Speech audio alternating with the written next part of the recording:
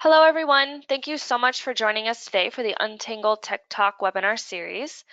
Today, we'll be showcasing one of the NG Firewall applications, our SSL Inspector. We'll be going through a couple slides of the benefits and how you can customize it, and then Eric's going to jump us into a demo to show us how the app actually works. My name is Shannon Bonfiglio. I'm part of the marketing team here at Untangle, and I'll be your host today. I have Eric Newvine, who's one of our sales engineers, so he's going to take us through this presentation. Just a few housekeeping rules before I pass it over to Eric.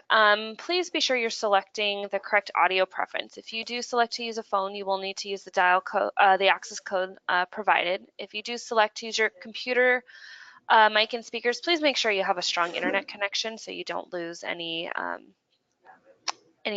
service during this webinar. Just a reminder, this webinar is being recorded, so you'll be able to rewatch or revisit areas that you want to follow up on. It'll be posted on the Untangle YouTube channel within 24 hours after this event has ended.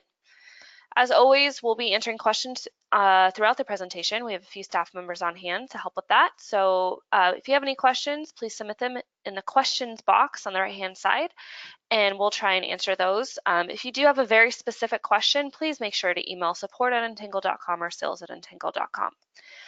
Now, before I pass it over to Eric, I just want to reiterate that this is a very highly technical webinar. So if you're unfamiliar with Untangle and networking concepts, then this webinar may not be the best fit for you. We do have a 101 webinar series that covers more higher level topics, and you can check those out on our website. And with that, I'll pass it over to Eric. Thanks, Shannon. Okay, so SSL Inspector. At the base of just basic usage for the SSL Inspector application, SSL Inspector is purely a decryption engine for HTTP and SMTP traffic. Anything that passes through TLS port 443, SSL Inspector is used to decrypt that traffic. Once SSL Inspector decrypts that traffic, the Untangle is then able to pass that unencrypted traffic to other applications like web filter and application control to do their filtering before SSL Inspector then re-encrypts it using the certificate on the Untangle and passing it to the requesting client. All this is done through something called virtual pipelining, which allows every application to simultaneously inspect that packet after it's been decrypted, so that it makes for a very quick and efficient filtering process, so that in most cases, the end user never even knows that it's happening.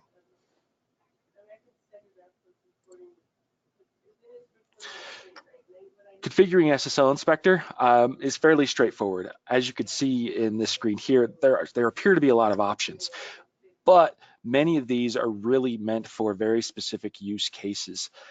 So really, in the majority of the situations, you probably won't have to change anything in this screen at all, other than downloading the certificate that you need for SSL Inspector to work. The root certificate is required to be installed in every browser and or SMTP client/server that we will be sitting in front of. Without it, HTTPS traffic will be blocked by default. So if they don't have that certificate in place, an SSL Inspector is installed and running, if a user goes to an HTTPS site, they will not be able to access it.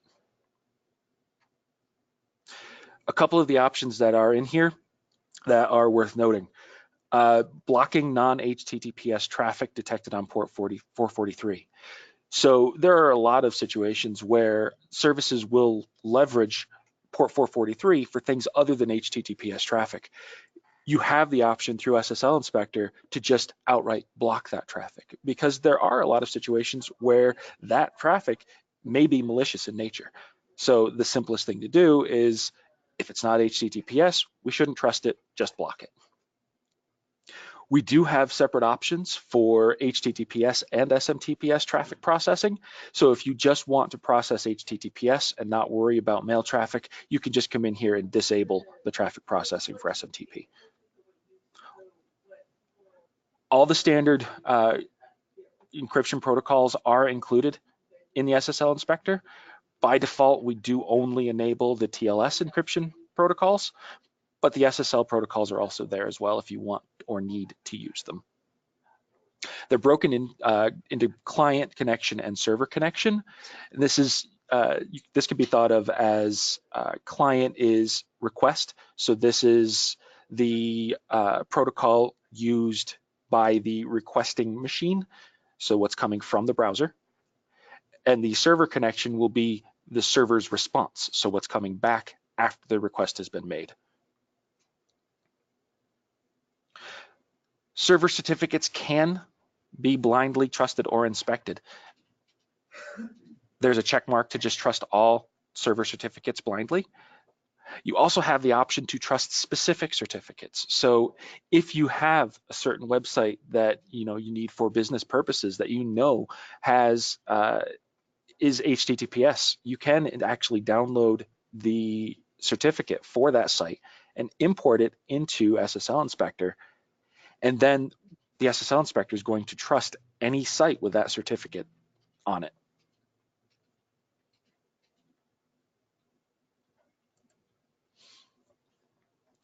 The rest of the SSL Inspector is really comprised of just creating or enabling rule sets to dictate what is and is not actually being inspected by the SSL Inspector. Just like in all other places in the Untangle product, the rules are applied to all sessions in list order from the top to the bottom. An important thing to note with the SSL Inspector, if a session does not match any rule in this list, it will not be decrypted at all. So that means that any other applications that may want to look at that traffic may not be able to. So in that case, it can't be filtered. So a good way to ensure that that doesn't happen is to leverage one of the two global rules, if you will. We have an inspect all and an ignore other rule that's in place there. As long as one of those two are enabled, and we actually recommend placing it at the bottom of the list to make sure that it doesn't interfere with your other rules, you can be 100% certain that the SSL Inspector is at least looking at and decrypting all HTTPS traffic that's coming through the Untangle. Now, after it's decrypted, if it's set to ignore, it's still going to just not take any action on it. But at least it'll still be seen, it'll still be logged, so you can see that it passed through the device. The rules that are in place that you're seeing here in this screenshot are the defaults. Those are all there as soon as you install the SSL Inspector onto your Untangle. As you can see, the big hitters are already here. YouTube, Google, Facebook, GoToMeeting, Dropbox, Microsoft. Those are all already here. So you can just come in, enable or disable as you see fit those default sets, and you're probably for the most part going to be okay. But you do have the ability, and I'll show you here in a little bit in the demo, to actually create additional rules as well as just modifying these defaults to meet your needs.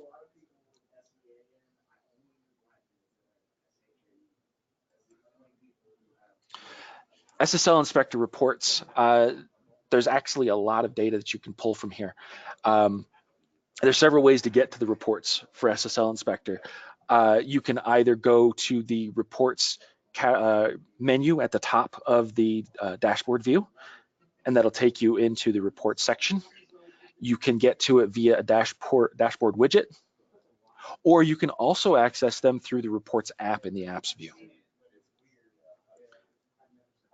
We've provided the list of the SSL Inspector reports that are available by default. Just like with any other report system, report application within our system rather, you do have the ability to create custom reports here. So you can leverage either existing reports and customize them to your own personal need, or you can create your own custom reports using the SQL query engine that's built into the Untangle.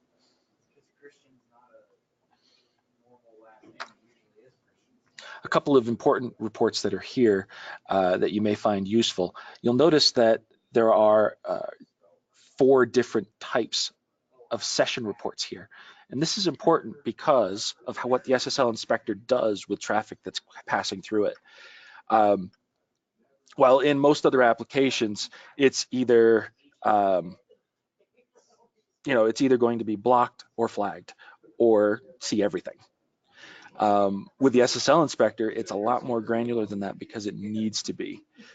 So you have inspected sessions. So those are any sessions where the action for the rule is set to inspect. Ignored sessions, same thing, except the action is set to ignore.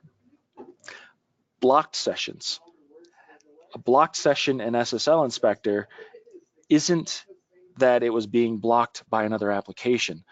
That's where the SSL Inspector blocked it because it was invalidly formatted traffic. So either it's because of that check mark we were looking at earlier, block invalid port 443 traffic, or there's something else with that traffic that we do not deem it as safe or valid HTTPS traffic. There are also untrusted and abandoned sessions. There are situations where a website certificate can't be read properly by the SSL Inspector. And when that happens, one of two things occurs. It's either marked as untrusted because we couldn't authenticate the owner of that certificate, or abandoned, meaning there's something wrong with it. It's not configured, malformed. When it came in, it was corrupted in some way, so we couldn't read it. Something happened, so the SSL Inspector couldn't actually read the content of that certificate.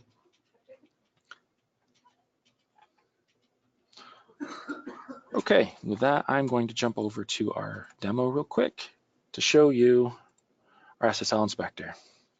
So I actually switched back out of the apps for a moment because I just wanted to show you, by default, SSL Inspector is turned off when you install it, because of the fact that you have to download and deploy the root certificate to all the machines on the network in order for it to work properly. A couple of things that are worth noting here. You'll notice that this server certificate verification box right here, this is letting you know that the current server certificate for the SSL Inspector is missing information. On the surface and in general everyday use, that may not make much difference, but there are a lot of use cases where that can cause some very odd behaviors if it's missing information. So what that tells us is it's missing an IP address that's configured somewhere in the Untangle. To fix that, you'd go into Config, Administration, and then Certificates. Down here at the bottom of the screen is Generate Server Certificate. And again, this is not the root certificate. This is the server certificate for the Untangle itself. It is separate from the root certificate authority that has to be downloaded to the individual machines. This is just the certificate for the Untangle itself. So I'm going to go ahead and put in, and we'll change that to we don't need that. And you'll see that some of the information's already in here. I'm going to go ahead and change this to be the correct IP address. Hit generate. And you'll see that it adds a second certificate. So once you've generated that cert, you still need to come up here and change the protocols to use the new cert. Once that's done, you hit save. And of course, because I am remotely connected to it, I got kicked out and it'll let me back in again because of the new certificate.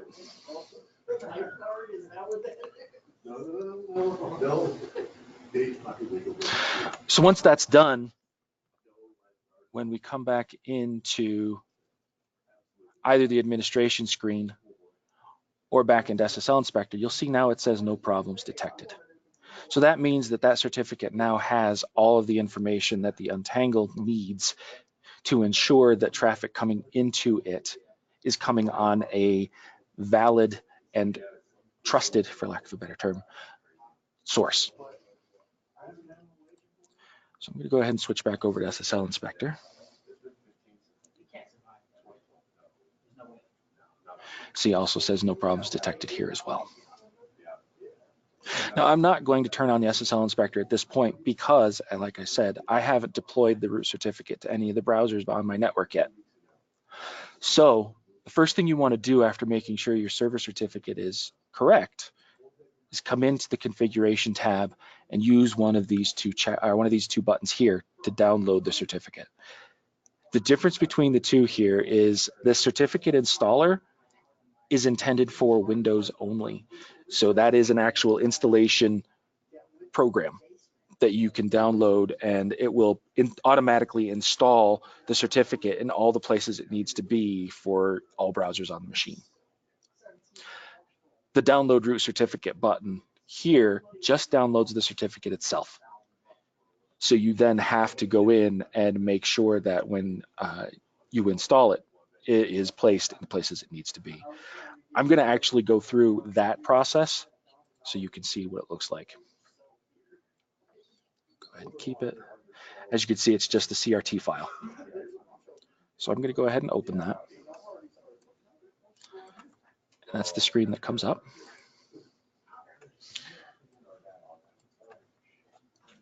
So now you're in the certificate information screen. You have to click the Install Certificate button. Specify whether you only want to install it for the current user or on the local machine so all users have access to it. As a general rule of thumb, we do recommend using local machine, but if you have specific use cases where you only want specific users to be using the SSL Inspector, of course you can do the current user. Click Next, and I apologize, I had to accept that. Let's run as administrator. Now, you can automatically select the certificate store to place the certificate, but we've found that in most cases, you're much further ahead to manually browse for it to make sure it goes where it's supposed to be.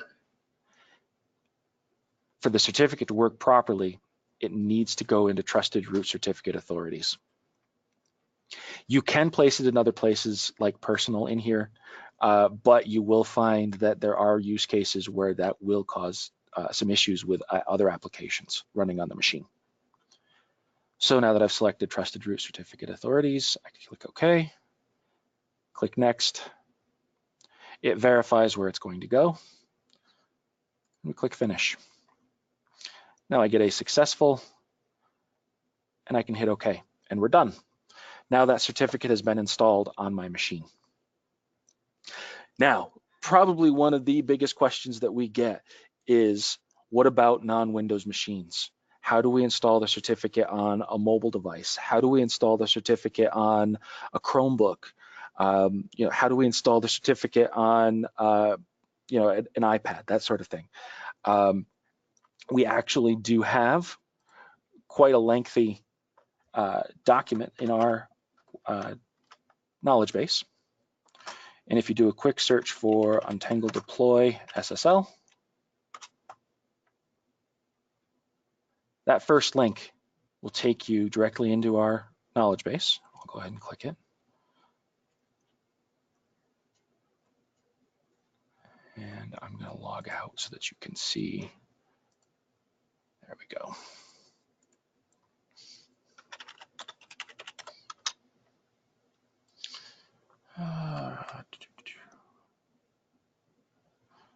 There it is. We actually have links to Amazon devices, Chromebooks, Mac OS, several of the Windows Server OSs, all listed here. In as many cases as possible, we do have separate articles specifically for those in our knowledge base. There are a couple of exceptions. Chromebooks, of course, we do just point to Google's documentation on that because it does change sometimes, and they're pretty good about keeping that up to date. The same applies for Amazon devices. That does sometimes change, so we just point to their help files for that.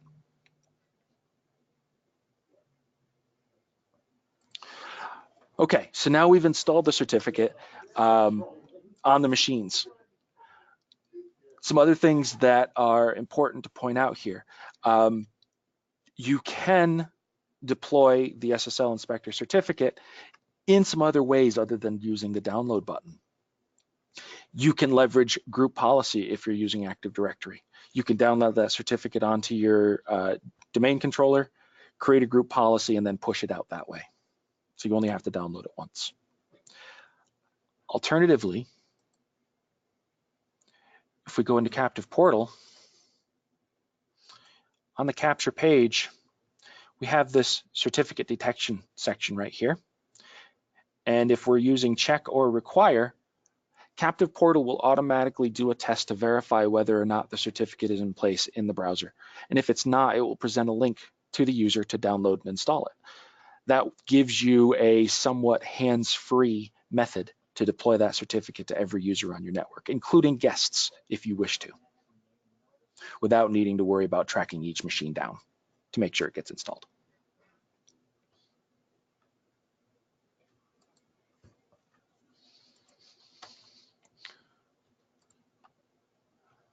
And then, of course, the last piece of SSL Inspector is the rules.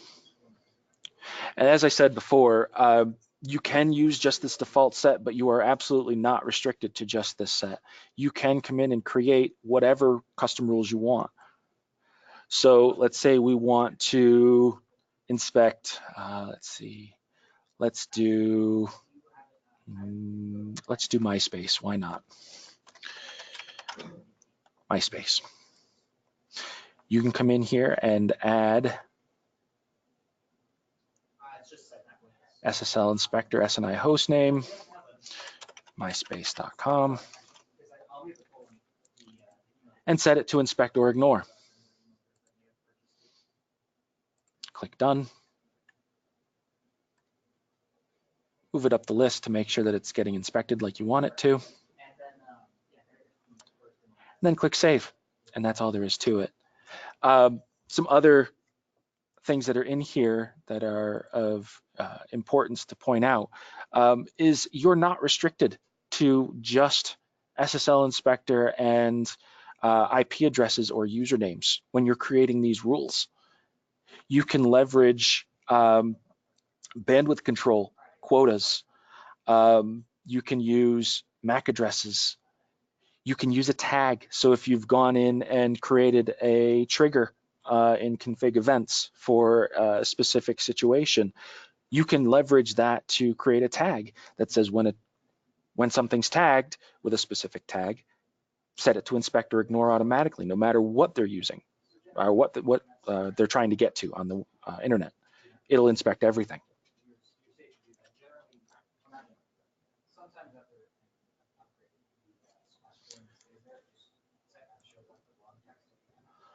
Okay. Do we have any questions that I can help out with here? Tons of questions. It's some very specific questions which we are not able to answer on this webinar. So please email support@untangle.com for further assistance or post on the forums for help from our engineers. That is the best way in order to contact us and get your questions answered. As far as other questions, there were just some generic questions around, oh, I have SSL Inspector installed, but nothing is being scanned. So I don't know if you mentioned this, that the rules, you have to configure rules. Yeah, so with the SSL Inspector installed, you do still need to deploy that root certificate if you haven't already done so. And then also you do need to make sure that you have rules set to be inspected. If those things are already in place, honestly, probably your best bet is to open a support ticket, because there's probably something else going on there, and we'll need to investigate further. Okay, great. And then does the certificate expire is a question that just came up. It does, but it's a very, very long period of time. I believe it's 10 years. I'd have to double check again. Okay, great. And then there was a question around if everyone has SSL Inspector running, does that affect the bandwidth? A little bit. Yes, absolutely, because we are breaking into that packet, decrypting it before filtering it, and then re-encrypting it and sending it onto the browser. So yeah, absolutely. I wouldn't say that it creates a lot of a bandwidth hit, but there is certainly some. Okay. There was some questions about ports in terms of what ports are scanned and Only port 443. okay. All right. I think that's about it for now. We'll see if any other ones come in. Okay. And if there's anything that I didn't show in the demo that somebody wants to see more information about, by all means, I can do that too. Yeah, I'll let you know if anyone responds. Okay.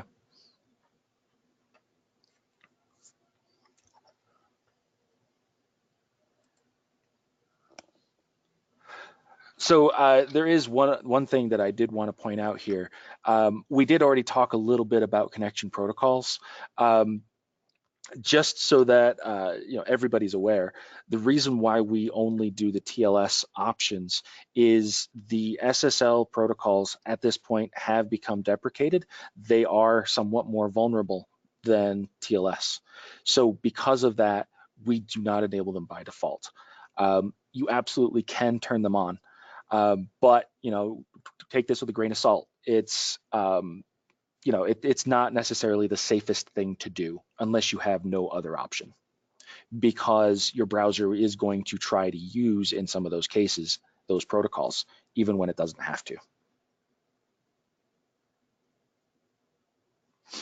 Okay, sorry, a bunch of questions just came in, so let's Awesome. see. Okay. Yes, this webinar is being recorded. It'll be on the YouTube channel. We also have a variety of other webinars on the YouTube channel regarding this topic, so you can check those out there.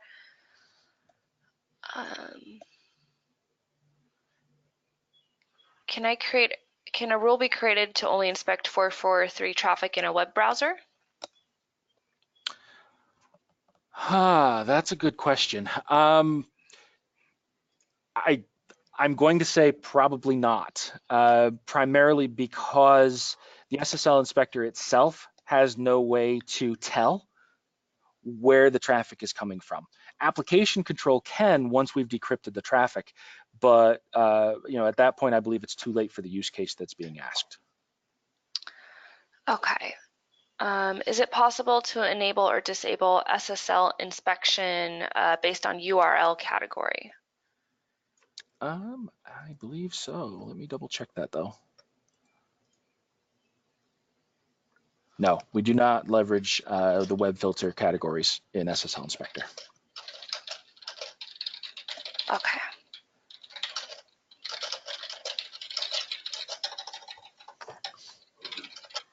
Yeah, again, the important thing to remember with the SSL Inspector, guys, is it by itself isn't really doing any sort of filtering.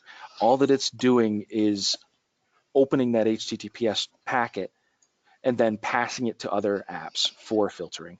So a lot of the things that are being asked, the reason why we don't do that is because it's just a decryption engine. It's not doing any filtering itself. So we've kept it fairly basic because of that. Okay.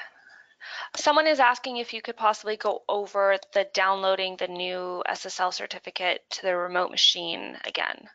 Oh, sure. If that's possible. Yep. So again, because I'm using a Windows machine, I could just use the certificate installer. That will download an MSI that will run you through a setup wizard basically to install it where you want it to go. Or you can just download the root certificate itself. That downloads a .crt file. You click on that CRT file. Let's go ahead and do this. Click the CRT file. You of course get the warning. And then you're brought into this screen here. If the certificate is not already installed, or even if it is actually, you'd click this install certificate button. If it has the same name, it'll just reinstall right over the original one. select current user or local machine. I'm going to do current user. Next. You can use the automatic, but like I said before, make sure that we recommend that you make sure you put it where it's supposed to go using the place in the following store. Browse to trusted root certification authorities. Hit OK. Next. Quick verification screen. Finish. And that's all there is to it. The installer is a little different because it does take into consideration other browsers other than Internet Explorer and Chrome. Firefox, for instance, does not use the same certificate store as the other browsers do. So it is being installed in another place as well. If you were to download the certificate in a Firefox browser, it would actually put it where it's supposed to go anyway, because the browser is controlling where that location is being stored. Okay, great. There was a question about reports, if there's a way to generate reports on the websites that people are visiting. For SSL Inspector, yes, absolutely. Let's switch over here. So there's a number of ways that you can view this traffic. If you just want a quick, obviously in our box, there's not going to be anything because this is just a demo unit.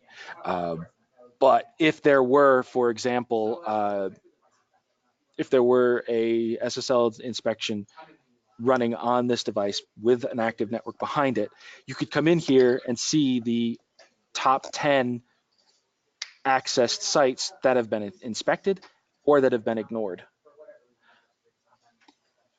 Or alternatively, you can just go here and get a running list of all of the sessions that have been passed through the SSL Inspector. That's everything that the inspector sees in this report. Okay, there seems to be some confusion around how the server certificate is different than a root certificate. So perhaps you could explain that. Sure. So the Untangle does have two different certificates. The server certificate is the SSL server certificate for the Untangle server itself. So when you're going to https:// the IP address of the machine, and you get a certificate warning, that's the certificate that I just fixed. You'll still get that certificate warning because it's a self-signed certificate. That actually doesn't have anything to do with the inspection part of SSL Inspector at all. That's a separate root certificate authority that needs to be installed in the browser so the browser recognizes the traffic coming back from us after we've inspected it. Okay, great, thank you. There were a bunch of questions on that, so hopefully that cleared it up for everyone. Let's see. I think we answered most of these questions.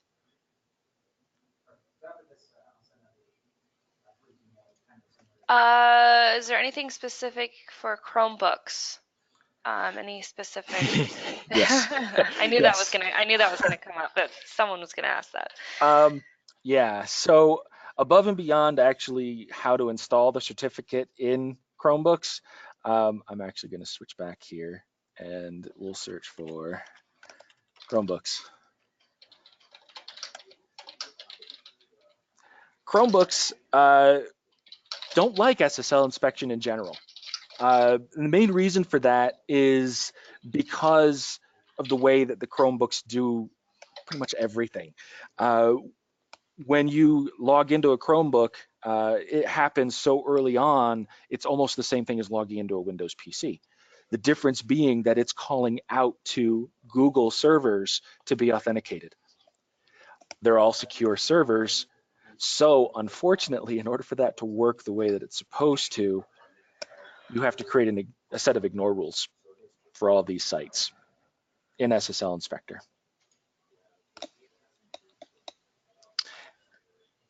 And this does have the instructions for creating those rules, as you can see here.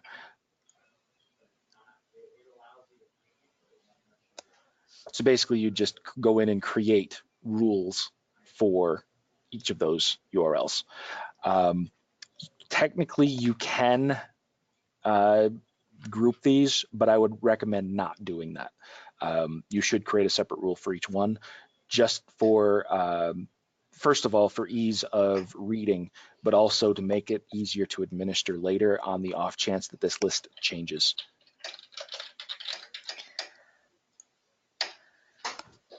Okay, hopefully that answered that question. I think we're getting to answer these. Most of these have already been asked, so I think I think we're almost done, correct, Eric? Yeah, I'm good with the demo at this Okay, point. so let's go back to the deck, and if anything else comes up, I'll let you know. Yep, absolutely. So there are a couple of common troubleshooting situations for SSL Inspector that we do have noted here. Does SSL Inspector work with Captive Portal? Absolutely. Like I showed you in the demo, you can use Captive Portal not only in conjunction with SSL Inspector, but also to provide a means for deploying the certificate. Where do I install the certificate? This is a common question mainly for non-Windows platforms. It's different depending on the OS. For example, Mac OS requires that it be installed in the keyring manager. Same with iOS devices. Android devices are a little bit different, but they're still pretty straightforward. Linux, the same thing. It's a little different, but still pretty straightforward. But in most cases, in all of these OSs, you'll be guided to where they need to go. Can third-party certificates be installed on NG Firewall? So SSL Inspector works without installing the certificate on every PC. Essentially, what this is asking is, can we use a third-party root certificate authority on the Untangle, so that we don't have to install it on every PC? So for example, VeriSign already has a certificate installed in every common browser that's out there. So that question is asking, hey, would it be possible to import VeriSign's root certificate authority on the Untangle? Unfortunately, that can't be done. Because we're not VeriSign, we can't do that. We can only leverage our own certificate authority, which is why we include it in the Untangle software so that you can install it in the PC and have it work properly. There's really no way around that. The other reason why this question gets asked is, again, back to that question we had earlier about the difference between the server certificate and the root certificate on the Untangle. They are two completely separate things. One controls accessing the Untangle itself, and the other one is just for SSL inspection.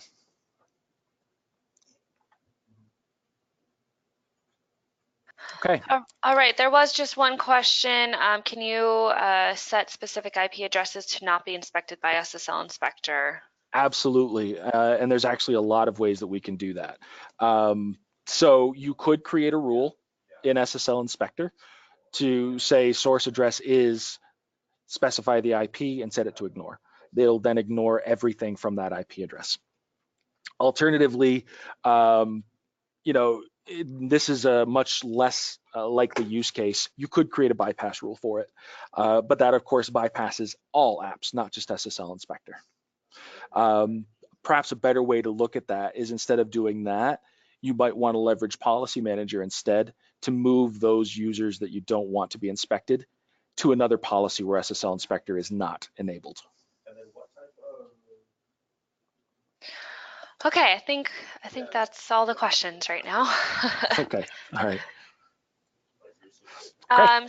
So yeah, just to wrap it up, if this was completely confusing to you and you need help with SSL Inspector or any of the other applications that we have, we do offer professional services. Just want to keep that at the top of your guys' mind. SSL Inspector is a difficult app, so we understand that, and we do offer help, whether you're new to Untangle or an existing customer. Let's see, a couple more questions coming in. Let's see what they say.